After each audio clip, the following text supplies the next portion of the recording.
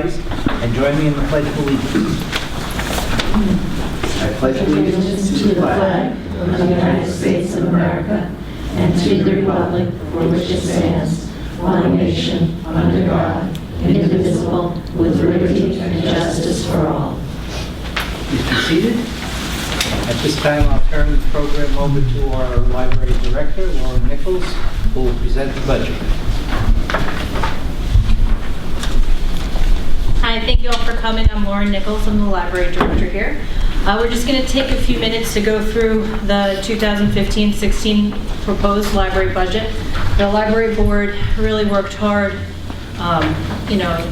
We're all very aware of how the struggles our neighbors are going through these days, so they've really found a lot of creative ways to kind of keep the numbers down.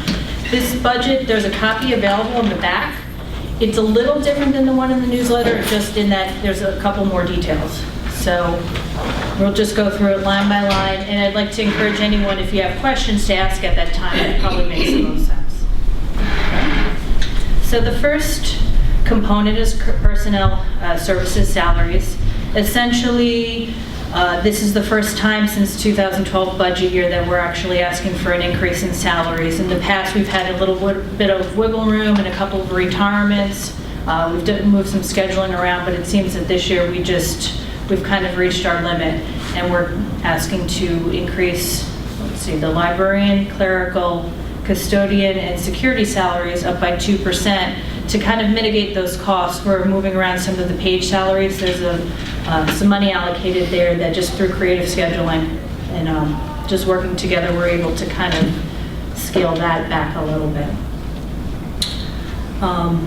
Furniture and equipment, this is probably where the most questions would be. Furniture and equipment major, this first line there, for it's increasing by $30,000. Essentially what that is in the past, when we buy our shelving and we redid the circulation area, we made those purchases out of our building and equipment maintenance fund. The accountant thinks that it's probably better categorized in furniture and equipment major, so we're just adhering to his suggestion, switching some of that money from our building equipment and maintenance, just so that it's more straightforward in our audit. Essentially, it's not all of a sudden we intend to spend $30,000 more dollars. It's just coming from a different budget line. Computers, in the past, probably ever since computers were invented, we've been buying them out of our capital fund, essentially kind of a savings account that's set aside to buy computers each year. That's not the most transparent method of doing it. I mean, it's an everyday purchase, and it really, deserves to be in the operating budget. So we've gone ahead and allocated, a decent amount of money. We're taking the hit this year to make that, just far more transparent. We generally spend maybe around $30,000 a year in computers. There's an additional close to $25,000, and that's to account for the Carnegie Library. We'll have to put some computers in there. We probably won't need servers. We're going to do some dark fiber from this library over there, so that'll save on some of the infrastructure, but security cameras, things of that nature. So that's why that's such a dramatic increase. And we've switched money from our capital fund, which we'll see in the revenue line, in order to accommodate for that. Furniture and equipment minor, that stays the same. That's pretty much chairs, desks. Computer equipment minor, it's anything under $500, which actually these days is starting to become more and more. You could buy a printer for $100. Materials and supplies, library materials, we're keeping that the same. Our staff has really been doing a wonderful job with negotiating with vendors as far as databases go and subscriptions. So we feel pretty comfortable that we're able to maintain our services at that level. Office and library supplies, we do an awful lot of cooperative purchasing with the other libraries in Suffolk County. So, that's paper, things of that nature. We're able to shave a little bit off of that line. Custodial supplies, we're going to keep the same. We're probably going to overspend that this year just because of all the snow melt, but hopefully next year it won't snow ever. Yeah. Utilities, electricity, we've been way overspending, so the 150 grand is essentially an appropriate figure for what we spend each year, and that's pretty much out of our control. We've gone, switched back and forth through alternate service providers, and it may, keep the lights are on the sensors and things of that nature. We're always trying to find ways to tweak that, but for now, I think we feel comfortable that that's unfortunately high, but that's how it is. Water. We raised water a little bit last year. I think we're okay. We changed the toilets from automatic flushing, and that saved several $100 a year, so that was worth it. Telecommunications, we renegotiated our fiber contract. We've pitched in with the other libraries in Suffolk County. So that should be, even though we'll be adding the dark fiber, we should be good for this year without having to raise any of the costs. Fuel, we've switched our alternate service provider. We were with, I don't remember the name, but now we're back to Keyspan. So that should enable us to, by wiggling back and forth between the alternate service providers, that allows us to kind of keep things down and leverage prices. Auditing and accounting, it's going up. The $9,000. The $9,000 is actually coming from a consultant line that we're currently, we've recently put out RFPs for a claims auditor, and what a claims auditor does is essentially go through all of our bills and procedures to make sure that we're not making any mistakes and that I'm adhering to all the laws of the land and the rules of the library. So we've been paying the claims auditor out of our consulting fees. That just kind of makes it a little more straightforward. Our regular auditor, we have an audit every year. That's what the other $13,000 is for in the auditing and accounting. Legal fees, we're keeping the same. We kind of pushed the envelope this year, but I think when we'll be putting out another RFP, I feel confident that we can maintain that line.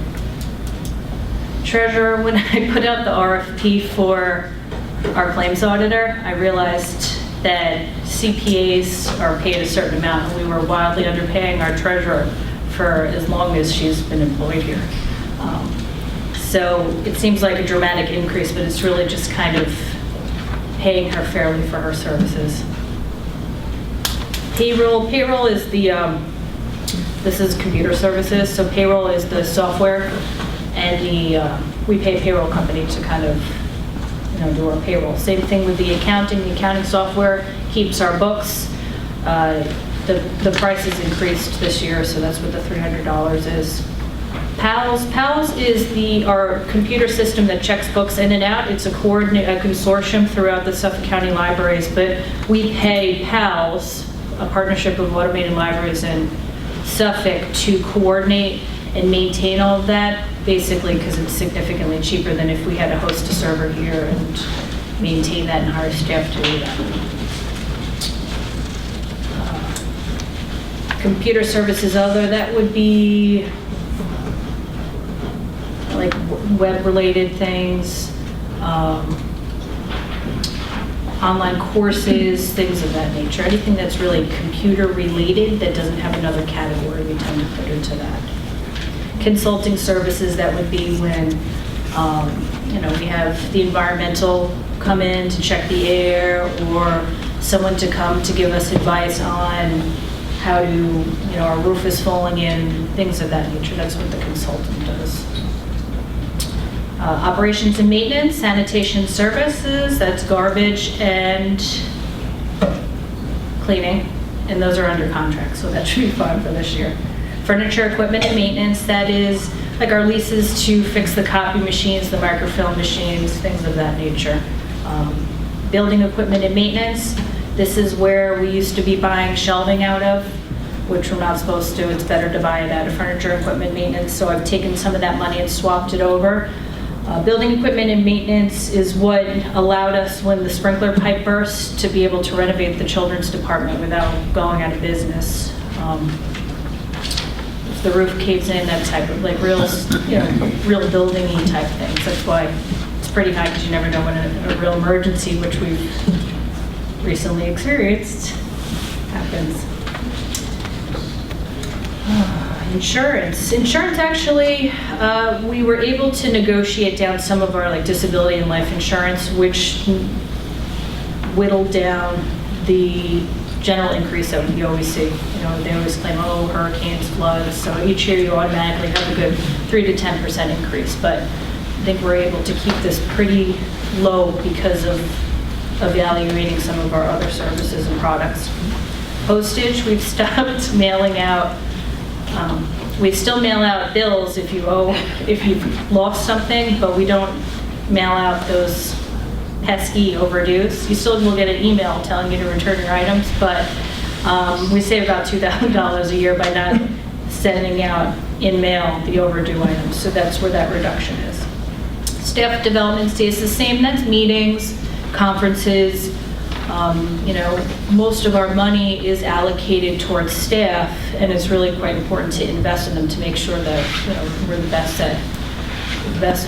best investment possible. So that is what that is. But we're, you know, with more webinars and things of that nature, we feel like we can kind of keep it status quo. Mileage, again, with webinars, you don't need to drive as much, so we're not reimbursing people. Printing and public information, that's the newsletter, and that remains the same. We went out for bid for that last year, and that is retained for this year.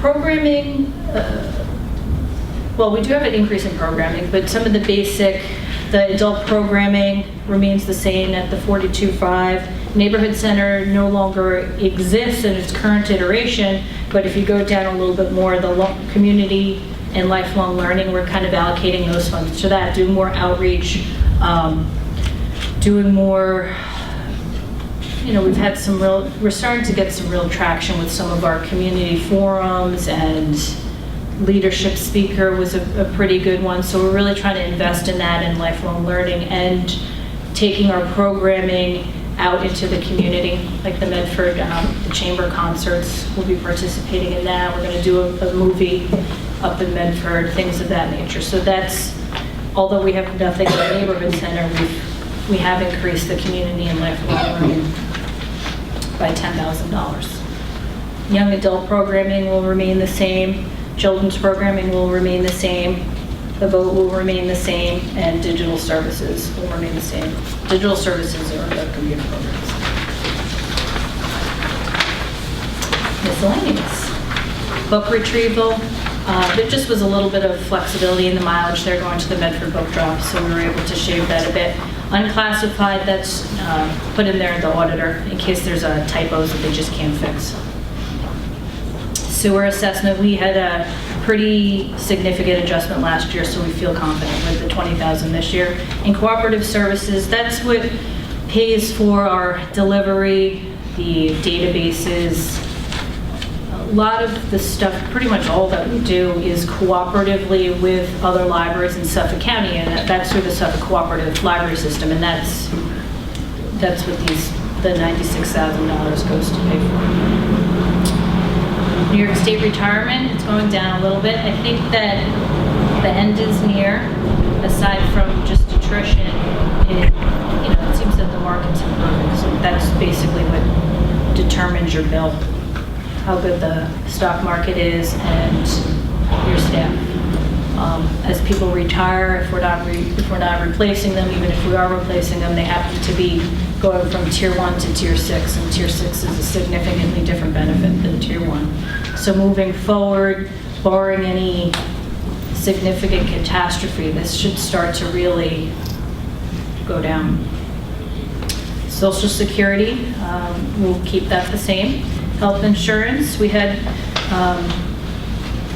a little extra in there, so that this is actually probably the last year, but it went up by 5%, our health insurance bill, but we'll just raise it 1.6 for $12,313 extra. Unemployment insurance remains the same. Disability insurance maintains the same. Workers' comp is the same. Let's see. So the total operating budget is $8,583,284. Revenue, our interest, I've crunched the numbers, and it looks like $13,500 is probably a more fair figure as to how much money we should expect in interest this year.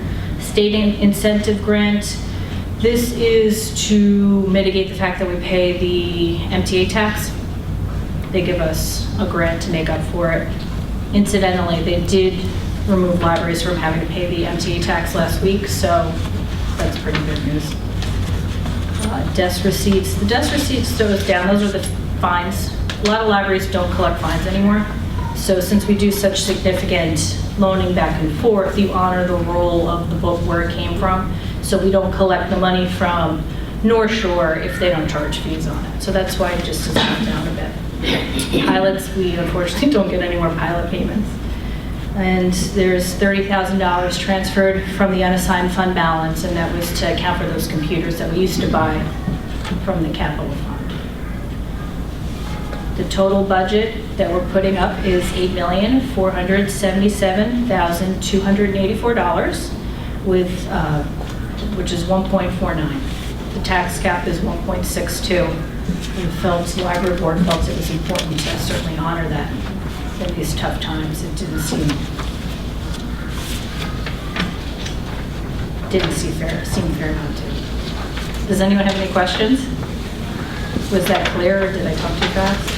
No. Neil, you have a question? I don't. Okay, well, if you have any questions, we have a week, so feel free to contact me, or I'll be after, but if you don't want to be put on the spot. Thank you. Let's close the hearing. Yep. All right, last chance for any questions. Otherwise, we're going to just close the budget hearing, and we'll proceed to the Meet the Candidates program. All right, I declare the budget hearing closed. Thank you. President of the Patchogue Medford Friends of the Library, and I welcome all of you, as my board does. We are sponsoring this Meet the Candidate for Library Trustee meeting tonight. There are rules, and we have here Linda Morrison, who is an attorney, and she is on our board, and she will preside over the meeting, tell you what the rules are, introduce the candidates, and take your questions as they are written. So, Linda, it's all yours. Thank you. Thank you, Claire. I'll take a seat shortly, but just to begin, my name is Linda Morrison, and this forum is a candidate forum for the trustees of the Board of Trustees of this Patchogue Medford Library. And we're using a format that was developed by the League of Women Voters that's intended to hear each candidate an equal amount of time, and at the same time using your precious time as carefully as possible. With that in mind, I'm going to ask you to hold all applause until the debate is finished. If we applaud as each of the speakers speaks, then we're going to have less time at the end of the evening because there's a whole series of programs scheduled for this room during the course of this evening.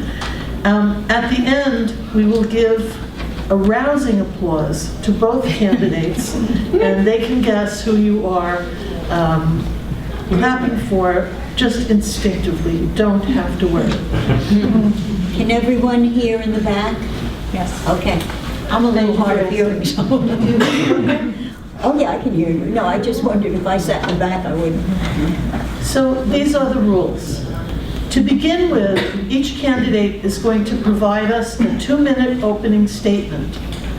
And they will, at the end, provide a 1-minute closing statement. We have Kyle, our timekeeper, who show them the cards. This is the 30-second notice, this is the 1-minute notice, there's a start notice and a stop notice. We're sure that Kyle will very carefully protect the time for each of these candidates.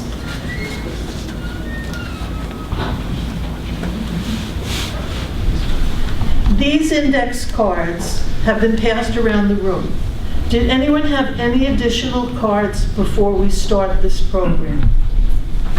If you come up with any cards later, I'm sure that if there's time, we'll add them to our program.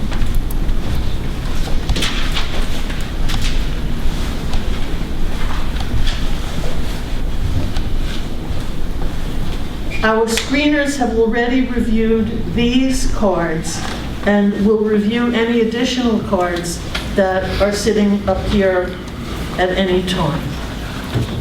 Under no circumstances should anyone interrupt any speaker with any further questions, though at the end we may have some time to do that. If necessary, we reserve the right to group the same question category into the same question so that we don't ask the same question over and over again. It's our hope that every question will be answered within the time provided. If not, it is certainly not intentional.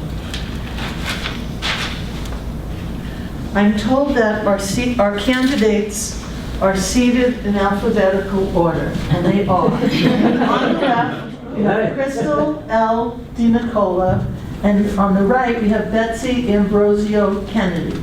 To just relieve a little of their tension, give them a quick roll of applause. Now, we're going to begin today, because of alphabetical order, with Ms. DiNicola and follow with Ms. Kennedy for the opening statements. Are there any questions about the format of the evening? Thank you. Let's get started then with Ms. Kennedy's opening statement. Before you put up the start, let me just sit down, and that way I won't interrupt or distract. So, Ms. DiNicola, if you would begin your... Oh, no! Yes, sorry. Ms. DiNicola, begin with your opening statement. Wait 1 second, you have to do the start part. Go ahead. Good evening, everyone. My name is Krystle DiNicola, and I am proud to be a candidate for the position of Patchogue Medford Library Trustee.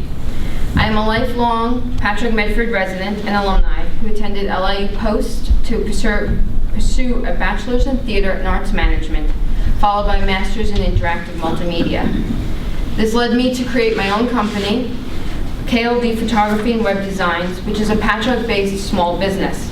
I've been in business for over 5 years, serving both individual and corporate clients. I am also a part-time employee of the Greater Patchogue Chamber of Commerce, working with local businesses to improve business communication and member relations. As a business owner, I have been a proud chamber member since 2010, and I volunteer a lot of my time assisting with the many chamber activities, from big festivals such as Alive After 5 to welcoming new businesses to the area. Lastly, I work closely with the Patchogue Village Business Improvement District as a web and marketing consultant to help continue positively promote the community and bring new businesses and ideas to our downtown area. That's just my day job, though. For me, the real work begins after hours.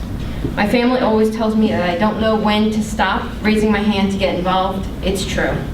It's hard to stop, though, when you realize that you're actively making a difference in someone's life. It's not something that I take lightly. Recently, I worked with LILTA, the Long Island Latino Teachers Association, on a grant-funded enrichment program. This year-long bilingual curriculum helped Patchogue Medford Middle School students explore different cultures and experiences, as well as create multicultural performances to share at Long Island schools and colleges. I cannot stress enough how giving this community is. I want to be a part of encouraging and instilling that appreciation and value of service the library provides in tomorrow's leaders and entrepreneurs by supporting the mission of the library. Thank you. Thank you, Mr. DiNicola. Mrs. Kennedy, would you look towards Kyle and give you the go? Ready when you are, Kyle. All right. Hello, everyone, and thanks so much for coming out this evening. My name is Elizabeth Ambrosio Kennedy, and I'm a lifelong resident of Patchogue. I'm the proud parent of a 4-year-old son, Alex, and I've been an English teacher in the Brentwood School District for 10 years. After buying our home and settling in, I realized it was the perfect time to campaign for the position I've wanted ever since I found out it existed in middle school, library board trustee. I've been an active library goer since my mom used to drop me here to report on books back in elementary school, probably as a way to get rid of me for a couple minutes of peace and quiet. I was involved in a heated battle of the books in middle school that I believe I should have won, but that's a story for a different time. I spent countless hours in the rows here, searching every book from travel guides to songbooks. No matter what the destination, the library was always a stop on my journey. In fact, I became an English teacher because of my love of literature and books. If I can inspire students to be lifelong readers and to just find something, anything that they can connect with, I feel I've done my job.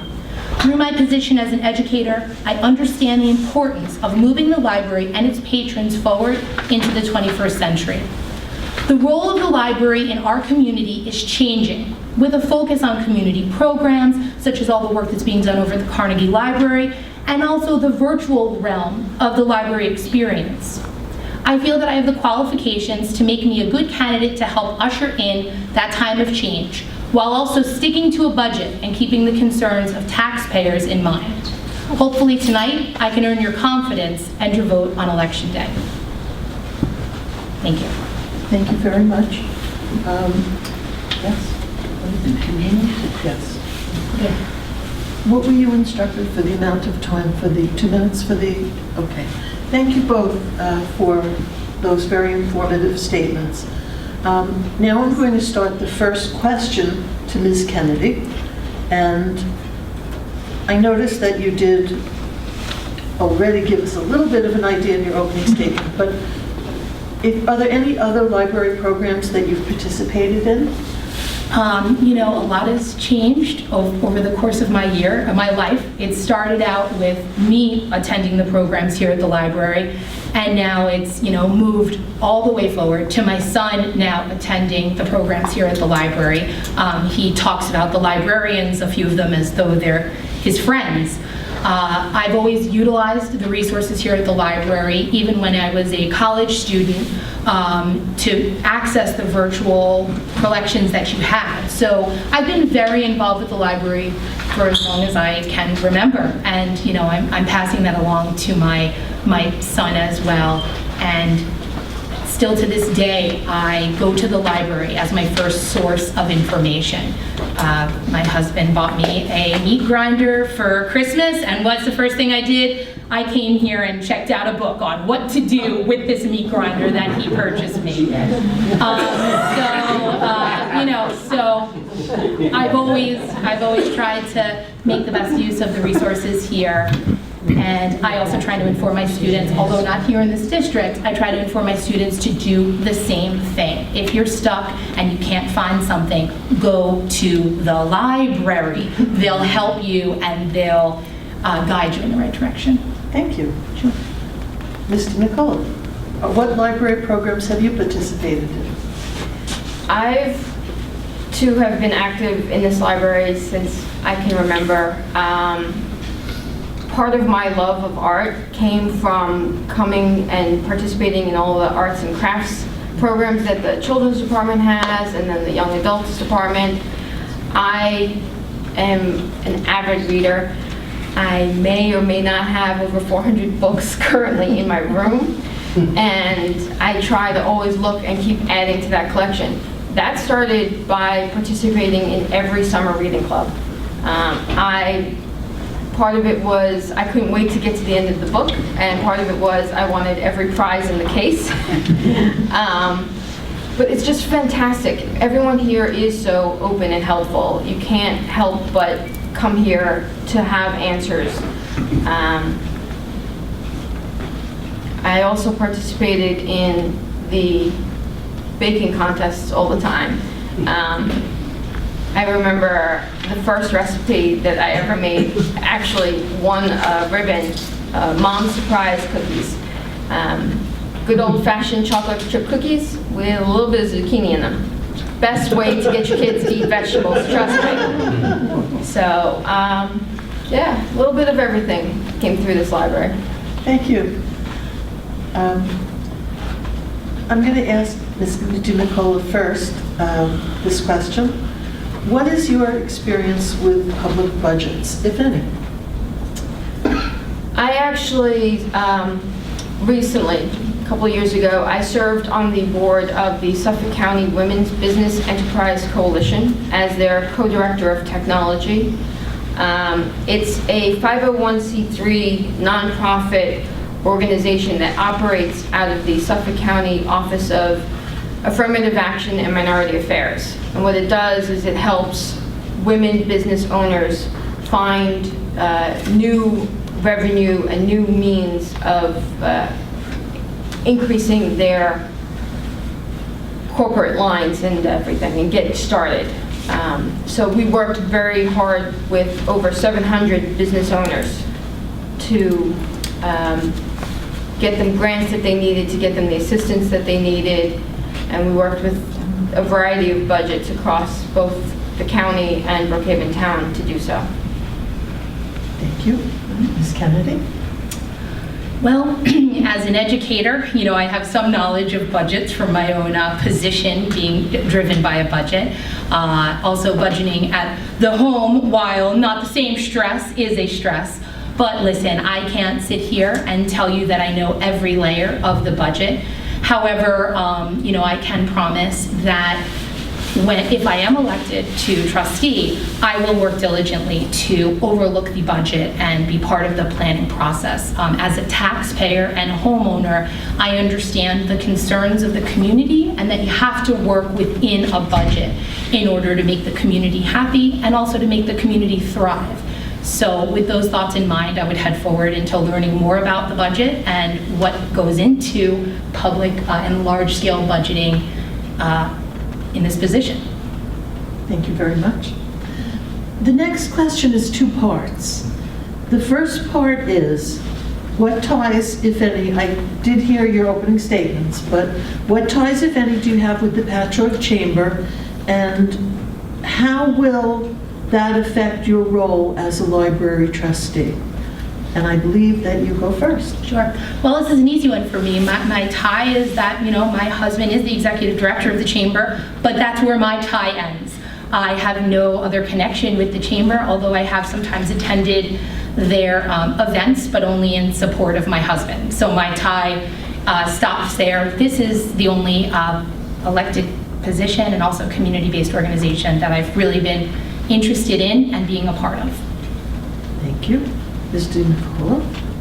As I said in my opening statement, I am a proud chamber member since 2010, and I also work part-time with the chamber a couple days a week as their web and marketing, to help promote Patchogue, promote the greater Patchogue area, and promote the businesses within. We work together to create and promote these different community events. Pretty involved in the chamber, but I think it goes hand in hand with what the library wants to do. I know that the library is working diligently to increase community outreach. They recently had their We Love You Too patron campaign, which I thought was fantastic. And I think it works and ties in nicely with what I do with the chamber. Thank you. It's interesting how some of these questions overlap that we may not have even seen before, but you can deal with that however you feel most comfortable when I pose the question. So, Ms. DiNicola, you go first this time. What do you see as the essential role of the Patchogue Medford Library? I think, there's a saying that's been rattling around in my head actually the last, since we started this campaign. The Patchogue Village mayor actually is fond of saying, as goes the downtown, so goes the residential. As goes the residential, so goes the downtown. How everything integrates with one another. I think, though, at the heart of it all is this library. It is the first stop for many people, whether you need a book, or you need resources for your taxes, or you need resources for senior needs, advocacy, so it's essential that this library is at the heart of downtown, and everything that they have planned for the Carnegie Library and increasing everything for the young adults, for the new adults, the teenagers into college age is fantastic. Thank you. Ms. Kennedy. Last year, the library had over 52,000 people attend programs here. And I think that the community outreach component of the library moving forward is really the essential part of what makes this library so important. As a teacher, the idea that they're going to have this young adult center, especially when we move forward into a more rigorous time educationally, especially for teenagers with the Common Core testing and the Common Core system, they're going to need a place to go. And that's what I think that the library provides for all of us, is an idea of a place for us to go to learn more, especially with some of our community members, with the Hispanic population as well. They've offered many workshops in order to help integrate people into our society in a better way, to enlighten and empower people. And I think that the community programs and the amount of people who come here for that are really key to what makes this library so important. Of course, checking out the books is a part of it, but the programs are really what's, to me, the most important part of this library. Thank you. With respect to the future plans for the Carnegie Library, do you have any specific agenda regarding those plans that are in progress, or do you have any specific future requests of the library that you would like to see carried out for the Carnegie Library? I think I start right now. In the library proposal, the Carnegie Library proposal, it's mentioned that only 35% of our young adults have library cards. Now, I know that was written a little while ago. However, that statistic is a little disconcerting. Here at the library, the section for the young adults is so small that the idea that they can really open it up, therefore offer more resources as well as more programming, I think that that's something that I would really like, if elected, to get more involved in, to hopefully be able to come up with plans and ideas to try to raise that number of the amount of teens with library cards here in the district. And to really make it a center, somewhere for them to go. Because now more than ever, I think teenagers really need a place to go, a community place to feel like they're part of something, because there's so much out there in the world for them to feel overwhelmed with. That something like a young adult center, like it sounds awesome. I can't think of any other way to describe it. It just sounds like a great idea, and hopefully we can really reach the community and the young adults out there. Thank you. Ms. DiNicola? I have to say, I agree. I mean, I think it sounds awesome. I'm a little jealous that I'm not young enough to attend anymore. I think it's vital that the Carnegie Library helps expand the section and helps with the programming and gives them a safe space to express themselves. I know a lot of teenagers don't feel that their voice is heard, but I also know that a lot more of them are starting to communicate digitally, and I think it's vital that we try to increase digital literacy and technology. I tried to invent a new word there. I know that even with the children's department, they're starting to have iPads and they're starting to have tablets available to take out, and to utilize. I think seeing that increase is a given in a way. That's just society. It's the way it is going. But I also think that it's a much needed necessity to help them communicate and find their way. Thank you. This next question comes up every vote, every time we have an open forum for candidates. And I'm very interested to hear what you each think about it. what is your position about whether or not we need a Medford branch, a full library?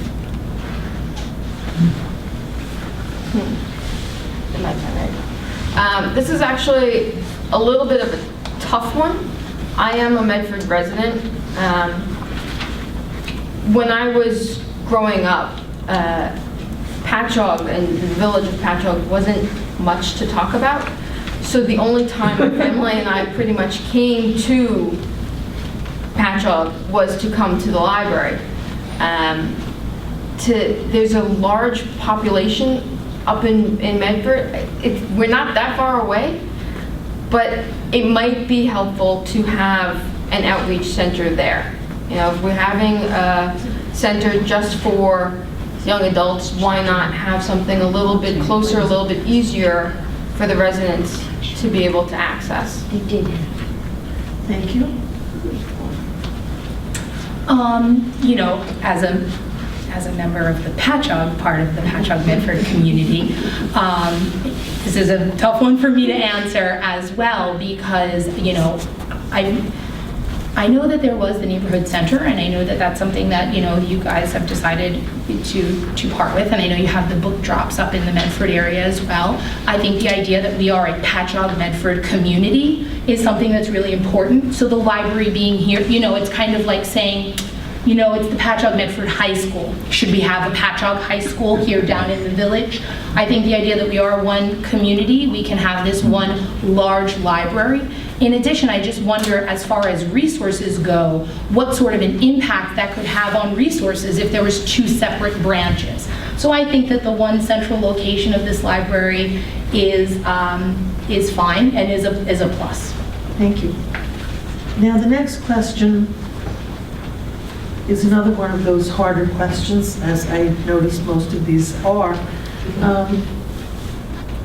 Is there a particular project that you are most interested in either improving or implementing in becoming a library trustee? Well, number one, I want to thank you all for these tough questions. You're really getting us. No, I'm joking. No question like, what's your favorite color? I guess I missed that part of the process. I would say that the Carnegie Library, moving forward, this idea of the Young Adult Center, you know, I don't want to keep repeating myself, but that's definitely a program that I would be very interested in being a part of. Also, when you overlook the budget, a lot of money has been allocated to community outreach, and I think that, you know, as Ms. Nichols had mentioned, the idea that so many things now can be done off-site, I think that that's a really interesting idea that I would really like to be a part of as well.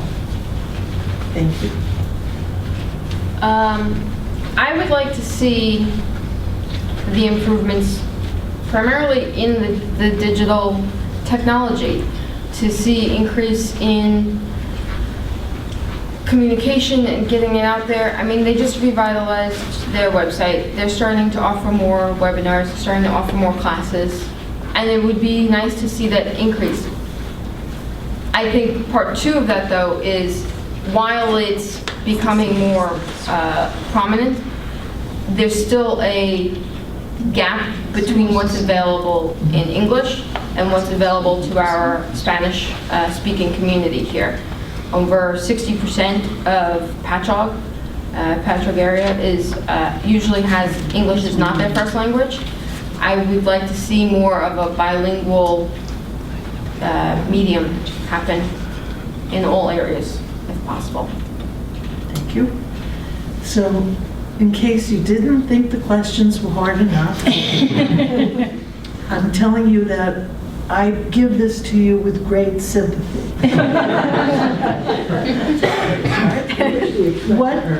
What do you think are the major challenges facing public libraries in general today?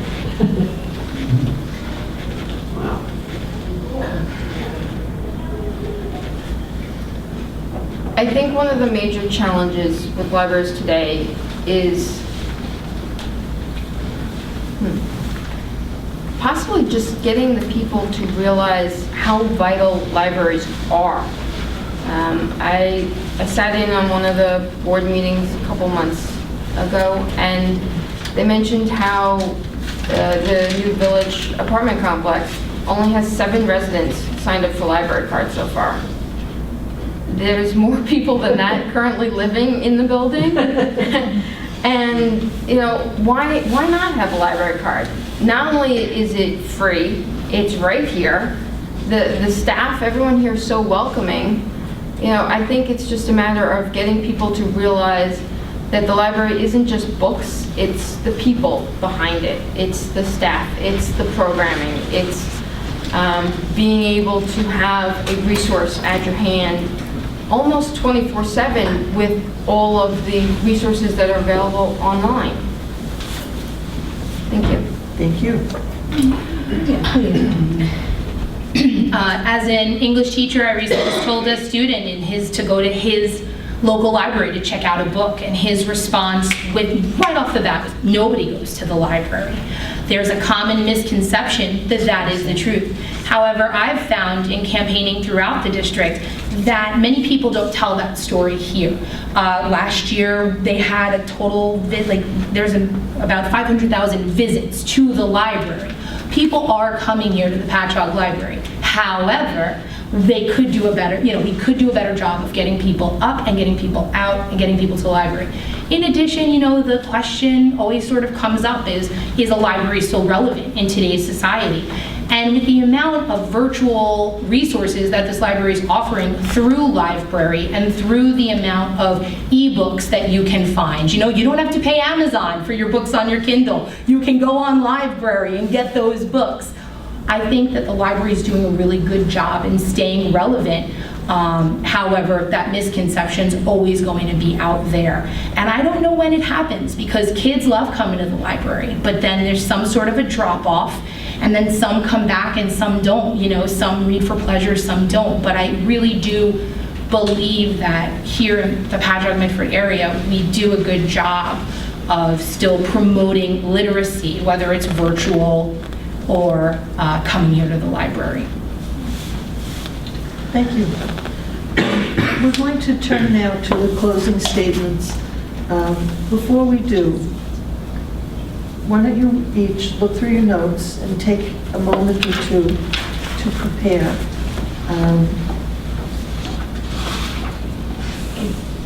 There's been so much of people feel their questions were all covered. Do you feel that whatever questions you had were covered? We combined several different questions into one. So if you didn't hear specifically as you stated it, I did editing as I went through each of the questions. If anyone wants to speak from the floor, give them a chance. Maybe after the closing. Ms. DiNicola. I think it's important that they both finish their closing statements first, and then we will take brief comments or questions, okay? Ladies, because Ms. DiNicola started first, Ms. Kennedy, you go first on the closing. Okay. I'm a homeowner, taxpayer, educator, and parent here in the district. I understand working within a budget and the difference a strong public library, complete with numerous programs and resources, can make on a community at large. I'm living proof that the trip to the library can be inspiring and influential. This is the only public position I have ever truly been interested in. And I hope that, through my answers to the question, you can see that I'm really inspired to be a part of the library board. And, I continue to ask for your support, and thank you for making us have to think here and organize our thoughts. I appreciate it.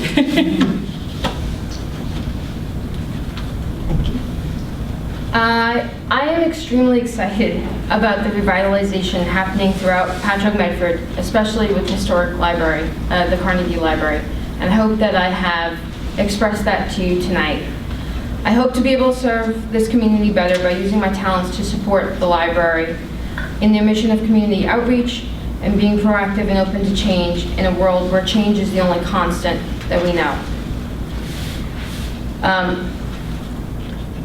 I am very active in this community to begin with, but I'm looking to be able to find a voice and be able to help actively change what's going on in the community. American writer Ruth Crocker said that my library is the place where I find inspiration, information, and connection with the world, and peace. I couldn't have said it better myself. So I thank you for your time tonight, and I hope for your vote.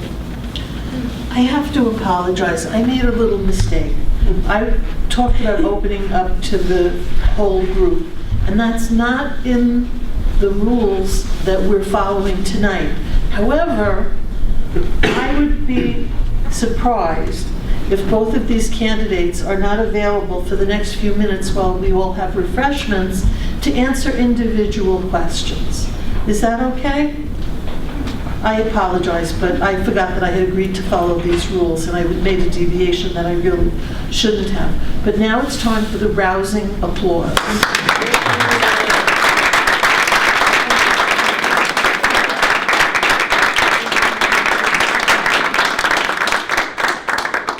And I have to say a round of applause for our moderator. The vote is... April 14th. It starts at 9 o'clock. 9:30 a.m. And it goes till 9 p.m. And also, is it too late for the absentee ballots, or can they still be gotten? They can still be gotten upstairs. Judy Rutler's here doing registration, and she has absentee ballots applications. Thank you all so much for coming tonight. We really appreciate it. And thank you, ladies. Any questions can be asked. The question has to be asked privately to the two candidates. Could you both go over? Sure. Thanks. But everybody, refreshments.